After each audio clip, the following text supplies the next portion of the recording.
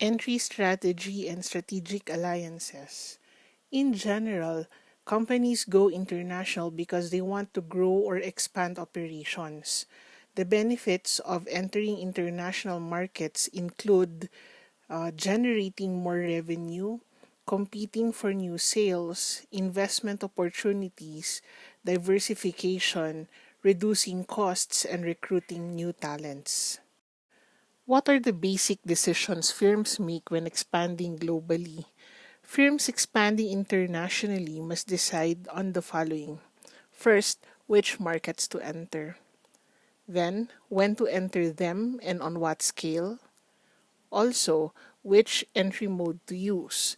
Are we going to use exporting, licensing, or franchising? Establishing a joint venture with a local company, establishing a new wholly owned subsidiary, or acquiring an established enterprise. There are many factors that influence the choice of entry mode. So this would now include, but are not limited to, the following: transport costs, trade barriers, political risks, economic risks, costs, and firm strategy. The optimal mode varies by situation. What makes sense for one company might not make sense for another. For example, a company may be very conscious about transport costs while other companies may not. Or a company may be very conscious about political risks while other companies may not. Which foreign market should firms enter? The choice of foreign markets will depend on their long run profit potential. A company is not going to choose a place where they're going to lose a lot of money. So, favorable markets have the following characteristics. First is political stability. This is important for business environments as it affects investor and consumer confidence, thus having a wider impact on the economy. Changes in political stability have implications for investments, consumption, and economic growth. Another is having free market systems. Free market systems are important because they have policies that are favorable to businesses. Next is having relatively low inflation rates. And lastly, low private sector debt. High private sector debt is not good for the economy. Of course, the exact opposite of the characteristics that have been given earlier make a market less desirable. Markets are also more attractive when the product in question is not widely available and satisfies an unmet need. For example, if my company manufactures fabrics, a country where the demand for fabrics is high and yet the supply is low is an attractive market. This slide presents the top 10 countries attracting investments. This is according to industryweek.com in May 2019. You may encounter another list, and that is because different agencies have different factors when considering which countries are most attractive for foreign investors. So you might have seen a list where Singapore is number one or China is number one. Again, that is because different agencies consider different factors in determining the countries. After a firm has chosen an attractive market, the next decision to be made is the timing of entry. Entry is considered early when an international business enters the market prior to other foreign firms, and late when it enters after other firms have already established themselves in the market. A company may choose to be a first mover. First mover advantages include the following: the ability to preempt rivals by establishing a strong brand name. Once done, this becomes now a barrier to those who want to enter the same market. Another advantage is the ability to build up sales volume and ride down the experience curve ahead of rivals and gain a cost advantage over later entrants. Another advantage is the ability to create switching costs that tie customers into products or services, making it difficult for later entrants to win business. So, there are a lot of benefits that a company can enjoy if he will now choose to become a first mover. However, being a first mover can also be disadvantageous. One of the disadvantages of being a first mover is what we call pioneering costs. And this arises when the foreign business system is so different from that in the home market that the firm must devote considerable time, effort, and expense to learning the rules of the game.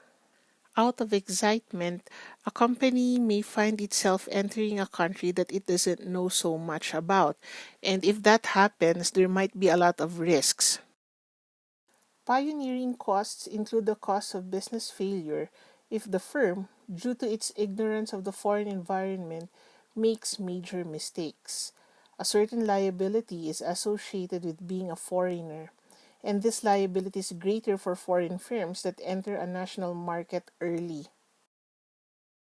Research seems to confirm that the probability of survival increases if an international business enters a national market after several other foreign firms have already done so.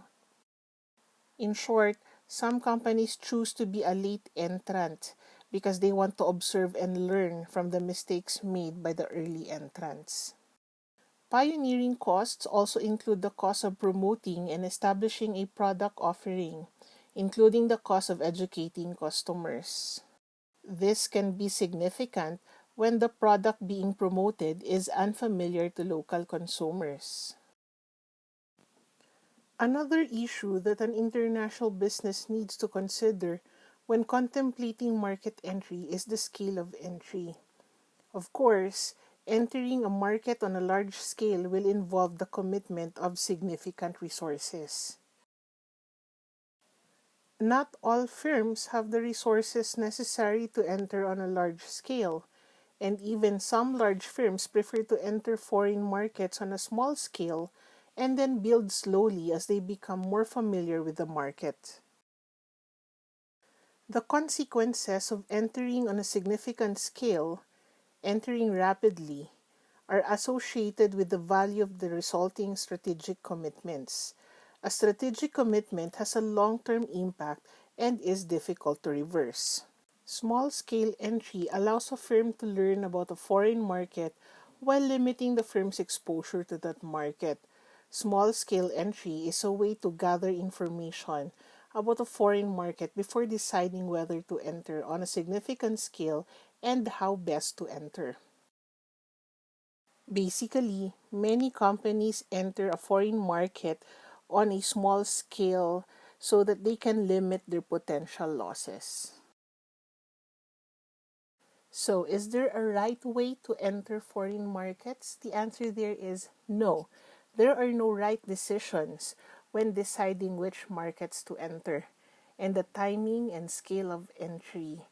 Just decisions that are associated with different levels of risk and reward. The importance of a company's strategy cannot be underestimated. They have to know how to use their resources properly and be resourceful when there are none. How can firms enter foreign markets? In this chapter, we're going to look at the 6 different ways to enter a foreign market. The first one is exporting. So, exporting is a common first step for many manufacturing firms.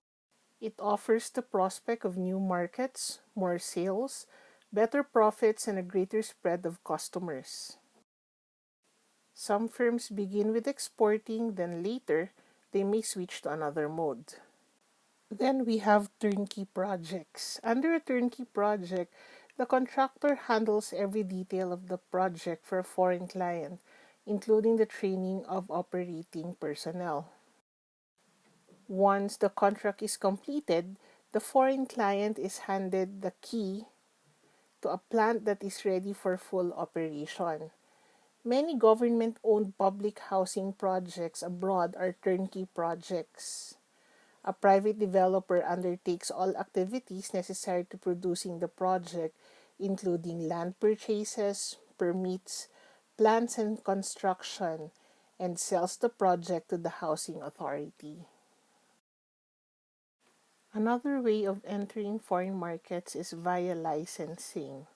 So a licensor grants the right to intangible property to the licensee for a specified time period and in return receives a royalty fee from the licensee.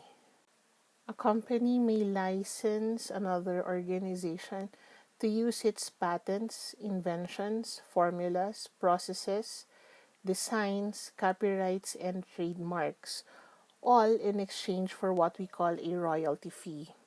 So, a company well known for licensing agreements is Starbucks.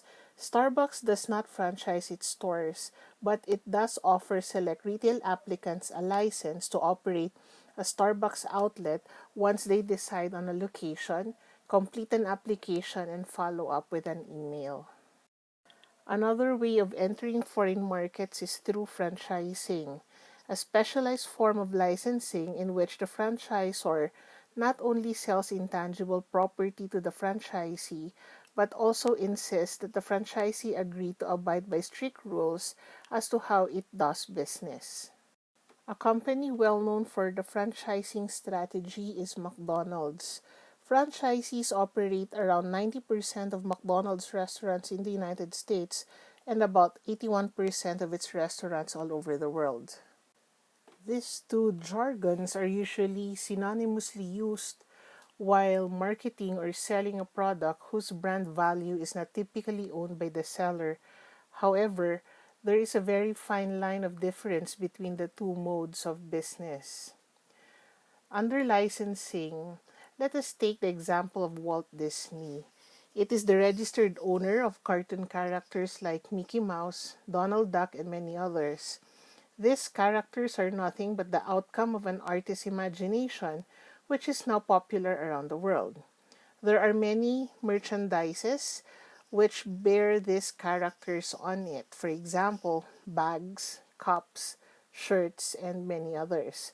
Now, Walt Disney is not the sole manufacturer of this merchandise. Many companies manufacture them. Hence, anyone apart from Walt Disney manufacturing these products enters into an agreement with the former to gain a right to use these characters on its merchandise for some consideration and sell the same. Through the years, the Walt Disney Company tops the global licensors, and in 2019, it made around $55 billion in licensed products. In a franchising model, the franchisee uses another firm's successful business model and brand name to operate what is effectively an independent branch of the company. The franchisor maintains a considerable degree of control over the operations and processes used by the franchisee, but also helps with things like branding and marketing support that aid the franchise. Another way of entering foreign markets is via joint ventures. So, a joint venture entails establishing a firm that is jointly owned by two or more otherwise independent firms. Establishing a joint venture with a foreign firm has long been a popular mode for entering a new market. So the most common joint venture is one with 50-50 partnership, though a company may want to have more ownership, and that just means that there will be more restrictions, especially from the host country side. Another method of entering a foreign market is through wholly owned subsidiary. So, in a wholly owned subsidiary, the firm owns 100% of the stock. Establishing a wholly owned subsidiary in a foreign market can be done in two ways. The firm either can set up a new operation in that country, often referred to as a greenfield venture, or it can acquire an established firm in that host nation and use that firm to promote its products. Moving on, so in the next few slides, we're going to see why a company may want to choose any of the options given. So first, why choose exporting? So exporting is attractive because first, it avoids the cost of establishing local manufacturing operations. So you simply manufacture from home country and then send these products abroad where there is a demand for that product. Next, it helps the firm achieve experience curve and location economies. However, exporting can also be unattractive. Why? Because there may be lower cost manufacturing locations, which an exporter may not enjoy. Another is high transport costs and tariffs can make it uneconomical. So, of course, if you're manufacturing from one country and have to send the products to another country, that can be very costly. Exporting is also unattractive because agents in a foreign country may not act in exporters' best interest. So it's important also that we know the people that we're working with. So how about for turnkey arrangements? Turnkey projects are attractive because first, they are a way of earning economic returns from the know-how required to assemble and run a technologically complex process. So, for example, the governments of many oil rich countries have set out to build their own petroleum refining industries so they can restrict FDI in their oil refining sectors. But because many of these countries lack petroleum refining technology, they gain it by entering into turnkey projects with foreign firms that have the technology. A turnkey strategy can also be less risky than conventional foreign direct investment or FDI. In a country with unstable political and economic environments, a longer term investment might expose the firm to unacceptable political and or economic risks. So again, turnkey projects may be attractive because of that. But there are also drawbacks associated with a turnkey strategy. Like number one, the firm has no long term interest in the foreign country.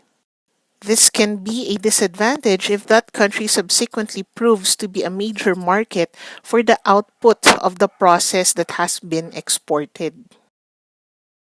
Another is the firm may create a competitor. So, for example, many of the Western countries now find themselves competing with those firms in the world oil market to whom they actually have sold oil refining technology. And another is if the firm's process technology is a source of competitive advantage, then selling this technology through a turnkey project is also selling competitive advantage to potential and or actual competitors. Now we move on to licensing. So licensing, just like those that have been mentioned previously, can also be attractive or unattractive. So it can be attractive because there are firms who try now to avoid development costs and risk associated with opening a foreign firm. Take note that in a typical international licensing deal, the licensee puts up most of the capital necessary to get the overseas operation going. Licensing is also often used when a firm wishes to participate in a foreign market but is prohibited from doing so by barriers to investment.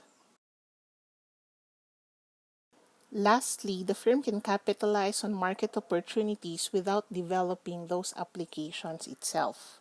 Now, licensing can also be unattractive because it does not give a firm the tight control over manufacturing, marketing, and strategy that are required for realizing experience curve and location economies. Second, competing in a global market may require an organization to coordinate strategic moves across nations by using profits earned in one country to support competitive attacks in another nation. By its very nature, licensing limits a firm's ability to do this. A licensee is unlikely to allow a multinational company to use its profits to support a different licensee operating in another country. Lastly, the risk associated with licensing technological know-how to foreign companies. So usually the fear is this: proprietary or intangible assets could be lost. So what do some companies do to reduce this risk? They usually use what we call now cross-licensing agreements. Now, cross-licensing agreements enable companies to hold each other hostage, quote and unquote, which reduces the probability that they will behave opportunistically against each other. Such cross-licensing agreements are common in high technology industries. We now go to franchising. So a business may choose franchising or it may also avoid franchising, and that is because it also has its pros and cons. Now, franchising is attractive because the business is relieved of many of the costs and risk of opening a foreign market on its own. Instead, the franchisee typically assumes those costs and risks. Also, in using franchising, firms can quickly build a global presence. So, look at McDonald's. It was able to build a global presence at a relatively low cost and risk. So, one disadvantage that franchising has is that it inhibits the firm's ability to take profits out of one country to support competitive attacks in another, because this might be covered in their agreement, and one cannot simply just go against that agreement. Another significant disadvantage of franchising is quality control.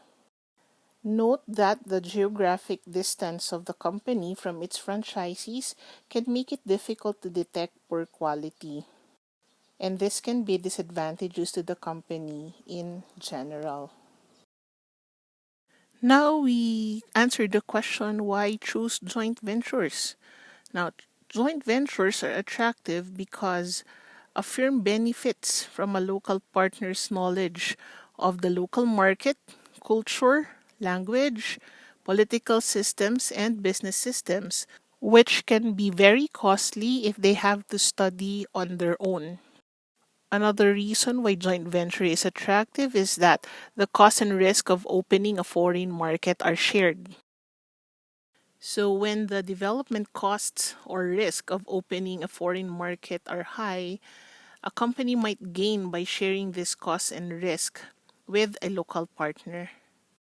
Also, joint ventures are attractive because they satisfy political considerations for market entry. Some host governments may be very strict or demanding, and sometimes getting into a joint venture is the best option. But joint ventures can be unattractive too, since, like licensing, the firm now risks giving control of its technology to its partner. So, again, to minimize this kind of risk, an agreement related to this must be prepared. Another reason why joint venture may be unattractive is that the firm may not have the tight control to realize experience curve or location economies. Lastly, shared ownership can lead to conflicts and battles for control if goals and objectives differ or change over time. Now, how about for wholly owned subsidiary? Wholly owned subsidiaries are attractive because first, they reduce the risk of losing control over core competencies. This is the very reason why many high-tech firms prefer this entry mode for overseas expansion. So for example, companies that are into semiconductor business, electronics, and others. Second, a wholly owned subsidiary gives a firm tight control over operations in different countries. This is important for engaging in global strategic coordination. Next, a wholly owned subsidiary may be required if a firm is trying to realize location and experience curve economies. For instance, when cost pressures are intense, it may be advantageous for an organization to adjust its value chain in such a way that the value added at each stage is maximized. Hence, a national subsidiary may specialize in manufacturing only part of the product line or certain components of the end product, exchanging parts and products with other subsidiaries in the firm's global system. But wholly owned subsidiaries can also be unattractive because the firm bears the full cost and risk of setting up overseas operations. In short, this is probably the most costly method of serving a foreign market from a capital investment standpoint. So what you see on this slide is actually a summary of the advantages and disadvantages of the various entry modes.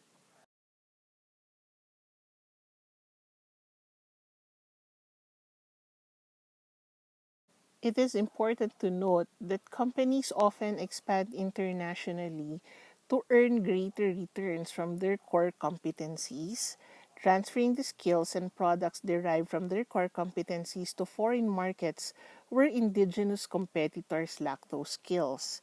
And the optimal entry mode depends on the nature of the company's core competencies. So, when competitive advantage is based on a proprietary technological know-how, the company will probably avoid licensing and joint ventures unless the technological advantage is only transitory or can be established as the dominant design. Otherwise, it has to enter that country via wholly owned subsidiary.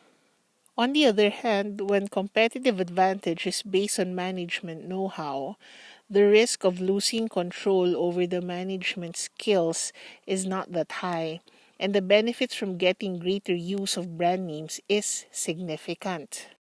Because of that, companies may now favor a combination of franchising and subsidiaries to control the franchises within particular countries or regions. The subsidiaries may be wholly owned or joint ventures. But most companies have found that joint ventures with local partners work best for the controlling subsidiaries. How do pressures for cost reductions influence entry mode? When pressure for cost reductions is high, firms are more likely to pursue some combination of exporting and wholly owned subsidiaries. Why? Because this will now allow the company to achieve location and scale economies and still retain some control over product manufacturing and distribution. Also, firms pursuing global standardization or transnational strategies will prefer wholly owned subsidiaries. A firm can establish a wholly owned subsidiary in another nation by building a subsidiary from the ground up, and that is what we call Greenfield Strategy, or by acquiring an enterprise in the target market. Of course, the choice depends on the situation confronting the firm. First, a greenfield strategy or one wherein the company may now build a subsidiary from the ground up. Now, a greenfield venture may be better when the company needs to transfer organizationally embedded competencies, skills, routines, and culture. Some consider greenfield investments because this includes increased investor control relative to investing in an existing local business, as well as the opportunity to form marketing partnerships and avoid intermediary costs. Greenfield projects are just one way to make FDIs and are often used to expand into emerging markets. More often than not, investors undertake greenfield projects when there are no acquisition opportunities in the target market, or when market research would show that there is little local competition in a particular line of business. An acquisition strategy, on the other hand, may be better when there are well established competitors or global competitors interested in expanding. Companies acquire other companies for various reasons. They may seek economies of scale, diversification, greater market share, increased synergy, cost reductions, or new niche offerings. Sometimes, if a company wants to expand its operations to another country, buying an existing company in that country could be the easiest way to enter a foreign market. It has been observed that the volume of cross-border acquisitions has been rising for the last 2 decades. Why choose acquisition? Acquisitions are attractive for the following reasons. They are quick to execute, they enable firms to preempt their competitors, and they may be less risky than greenfield ventures. However, acquisitions can fail, especially when the acquiring firm overpays for the acquired firm. An acquisition can also fail when the cultures of the acquiring company and the acquired company would now clash. Acquisitions can fail when anticipated synergies are slow and difficult to achieve. Acquisitions can fail when there is inadequate pre-acquisition screening. So while acquisition is easier than greenfield investments, the organization who decides to acquire should also take a lot of things into consideration. So to avoid these problems, firms should first carefully screen the firm to be acquired. Do not be so excited. You have to study the organization and the market that it serves. Also, move rapidly to implement an integration plan. Take note that timing is always important. Why choose Greenfield? The main advantage of a Greenfield venture is that it gives the firm a greater ability to build the kind of subsidiary company that it wants, since it is being built from ground up. But Greenfield ventures are slower to establish, and also Greenfield ventures are risky. Yes, it is both risky and expensive. Companies must be committed to a long-term association with the country they are entering because the losses involved with pulling out would be substantial. On top of that, there is no guarantee that a large investment will be successful. Depending on the market being targeted, foreign investments can be welcomed and encouraged or substantially limited. Companies must determine the legal, regulatory, and even the tax structure of the market they wish to invest in, and determine the level of government approval of foreign investments. What are strategic alliances? So basically, a strategic alliance is an arrangement between two businesses to undertake a mutually beneficial project while each retains its independence. The agreement is less complex and less binding than a joint venture in which two businesses pool resources to create a separate business entity. Strategic alliances range from formal joint ventures to short-term contractual agreements. And the number of strategic alliances has exploded in recent decades. This is basically an indication that strategic alliances have been adopted by many companies around the world. Why should companies choose strategic alliances? Strategic alliances are attractive because first, they facilitate entry into a foreign market. Second, allow firms to share the fixed cost and risk of developing new products and processes, and bring together complementary skills and assets that neither partner could easily develop on its own. Strategic alliances are also attractive because it helps a firm establish technological standards for the industry that will benefit the organization. But the firm needs to be careful not to give away more than it receives. If you are not careful, your partner could take advantage of you and can cause great damage to your business. So, what makes strategic alliances successful? The success of an alliance is a function of first, partner selection.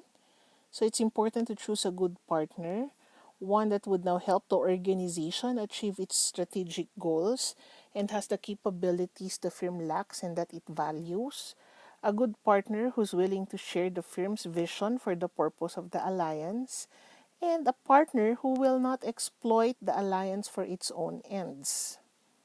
Again, that is easier said than done. It's going to be a challenge for the organization to search for a good partner. Aside from partner selection, another factor we consider is alliance structure. So the alliance should make it difficult to transfer technology not meant to be transferred, have contractual safeguards to guard against the risk of opportunism by a partner, allow for skills and technology swaps with equitable gains, and minimize the risk of opportunism by an alliance partner. It's very important now for the organization to come up with a very good alliance structure. It has to be carefully studied and implemented well. Other than partner selection and alliance structure, another factor we have to consider is the manner in which the alliance is managed. So this will now require interpersonal relationships between managers, and cultural sensitivity is important. Take note that we're going to be operating in different countries. We will be meeting a lot of different people from different backgrounds, so culture is very important. Also, learning from alliance partners. It will be very beneficial for us to learn from all our alliance partners. Knowledge must be then diffused through the organization.